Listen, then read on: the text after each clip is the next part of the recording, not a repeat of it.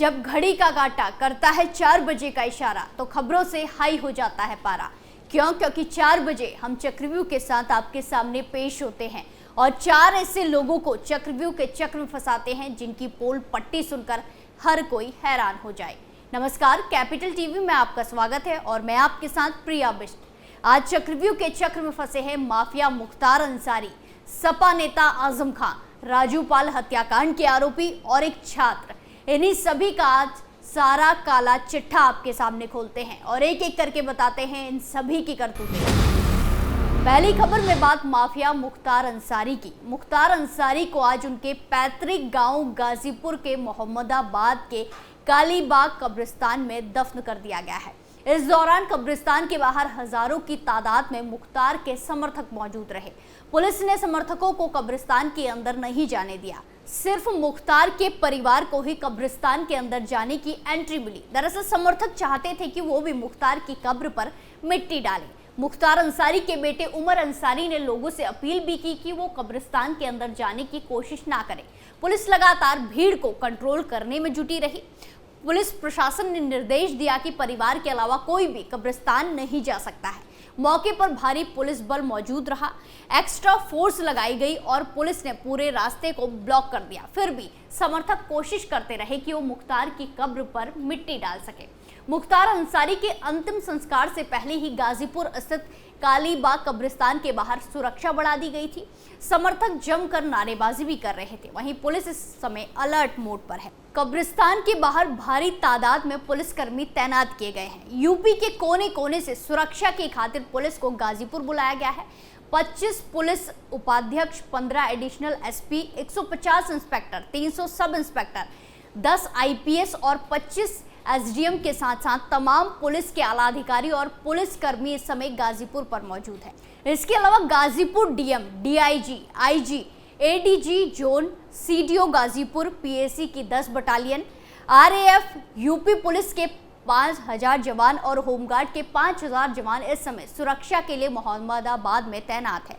मुख्तार अंसारी के आवास से कब्रिस्तान तक 900 मीटर की दूरी पर पुलिस तैनात की गई। वहीं आपको बता दें कि पिता सुभानअल्लाह अंसारी की कब्र के ठीक सामने मुख्तार अंसारी को दफनाया गया।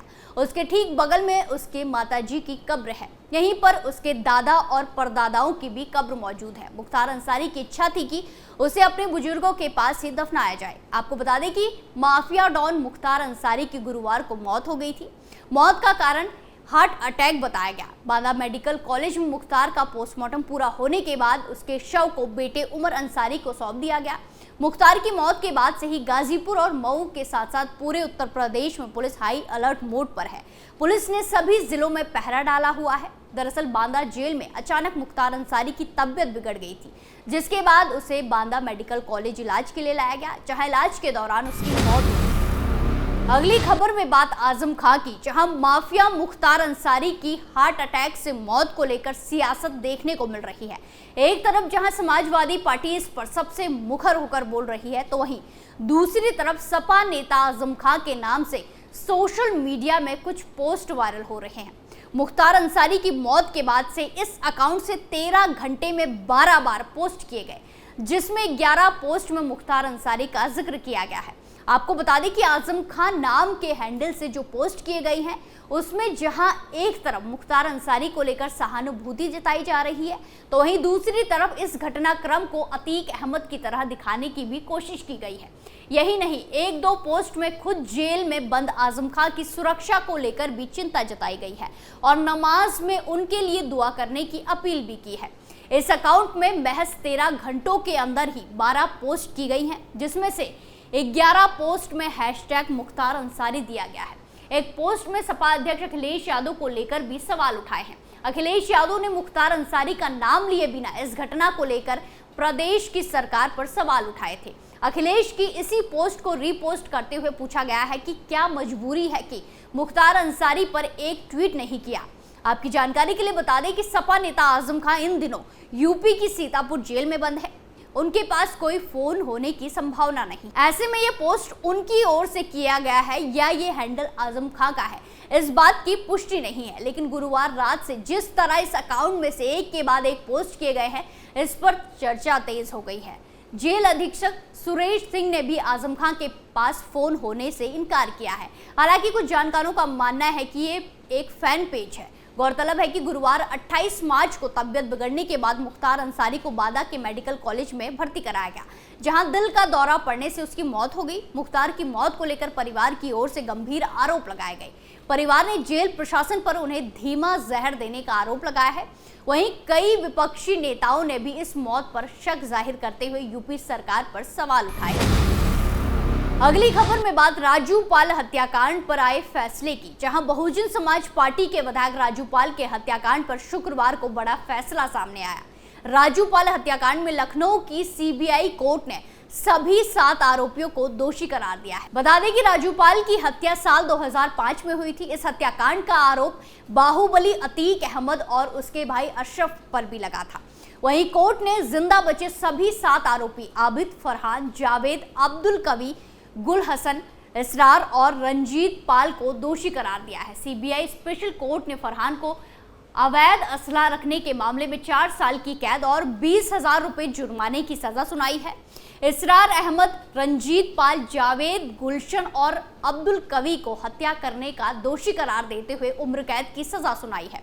हत्या के 6 दोषियों पर 50-50 हजार का जुर्माना भी लगाया गया है। हाल ही में तत्कालीन बसपा विधायक राजू पाल हत्याकांड के चश्मदीद गवाह उमेश पाल की बदमाशों ने बम और गोलियों की बौछार कर हत्या कर दी थी। इस वारदात में उमेश पाल की सुरक्षा में तैनात गनर संदीप निषाद की भी मौत हो गई थी। दरअसल साल 2005 में बीएसपी के विधायक राजू पाल पर गोलियों की बरसात कर उनकी हत्या कर दी गई थी। माफिया अतीक अहमद और राजू पाल के बीच सत्ता को लेकर जंग छिड़ी हुई थी, जिसके चलते अतीक अहमद पर आरोप था कि उसने राजू पाल को गोलियों से भूनकर हत्या की है। दरअसल अतीक अहमद को राजू पाल ने उपचुनाव में हराया था, जिसके चलते अतीक हार बर्दाश्त न कर सका और 25 जनवरी 2005 के मर्डर को अंजाम दे दिया। जब राजू पाल अपने घर लौट रहे थे तभी कुछ लोग गाड़ी में सवार होकर आए और राजू पाल को गोलियों से भून दिया। बता दें कि राजू पाल को 19 गोलियां लगी थी। बीएसपी विधायक राजू पाल की हत्या का आरोप माफिया अतीक अहमद और उसके भाई अशरफ पर लगा था। दोनों भाइयों को इस मामले में जेल भी जाना पड़ा। सुप्रीम कोर्ट के आदेश पर सीबीआई ने इस मामले में आगे की जांच की थी और अब इसमें बड़ा फैसला आया है। आखिरी खबर में बात एक आईआईटी गुवाहाटी के छात्र की। हाल ही में आईआईटी गुवाहाटी के छात्र तौसीफ अली फारूकी को गिरफ्तार किया गया, जो आतंकी संगठन से जुड़ने जा रहा था। उसका प्लान था कि वो खोरासन जाकर आईएसआईएस में शामिल होना। उसने इस्लामी नेतृत्व के प्रति प्रतिबद्धता जताते हुए ईमेल भी लिखकर भेजा था। असम एसटीएफ के आईजीपी इस ईमेल को प्राप्त करने वालों में से एक थे। छात्र दिल्ली के जाकिर नगर का रहने वाला है और बायोटेक्नोलॉजी ब्रांच में पढ़ता था। एसटीएफ 10 दिनों के लिए रिमांड में लेकर उसे पूछताछ कर रही है। उसके बारे में बताया गया है कि वो पढ़ने में अच्छा था, कॉलेज में उसके दोस्त नहीं थे और वो घर के आस पड़ोस में उसकी छवि अच्छी थी। उसके अम्मी अब्बू अलग अलग रहते हैं। उसका बड़ा भाई आईआईटी कानपुर से ग्रेजुएट है और अपना स्टार्टअप चलाता है। पुलिस इसका पता लगाने में लगी है कि अचानक से उसने आईएसआईएस में शामिल होने की घोषणा क्यों की, वो भी इस तरीके से कि पुलिस सीधा उसके पास पहुंच गई। संस्थान ने उसे औसत से ऊपर का छात्र बताया है। उसकी अम्मी दक्षिण दिल्ली के बाटला हाउस में बुटीक चलाती है। पुलिस ने बताया कि तौसीफ अली फारूकी अकेले रहना पसंद करता था और सिर्फ क्लास के लिए कमरे से बाहर निकलता था। पुलिस ने बताया कि वो कई सालों से इस्लामी कट्टरपंथी से प्रेरित था और लगातार इस्लामी विचारधारा का अध्ययन करता था और उससे जुड़ा रहता था। लेकिन पिछले 3-4 महीने से ये प्रक्रिया उसकी तेज हो गई थी। वो डार्क वेब का इस्तेमाल कर रहा था। उसके कमरे से काला झंडा भी बरामद हुआ है। आईजीपी पार्थ सारथी मेहता और कुछ कॉलेज को लिखे गए ईमेल में उसने हिजरत करने का ऐलान किया था, यानी अपनी मृत भूमि को छोड़कर आईएस खोरासन वाले क्षेत्र जाना। उसने लिखा था कि वो भारत और भारतीय संविधान से खुद को पूरी तरह अलग करता है। आज हमने देखा कैसे चक्रव्यूह के चक्र में माफिया मुख्तार अंसारी, सपा नेता आजम खान, राजू पाल हत्याकांड के आरोपी और एक छात्र फंसे और उनकी पूरी पोल पट्टी खुलकर सबके सामने आ गई। चक्रव्यूह में फिलहाल के लिए इतना ही, फिर पेश होंगे सनसनीखेज खुलासों के साथ। बाकी तमाम खबरों के लिए देखते रहिए कैपिटल टीवी उत्तर प्रदेश। नमस्कार।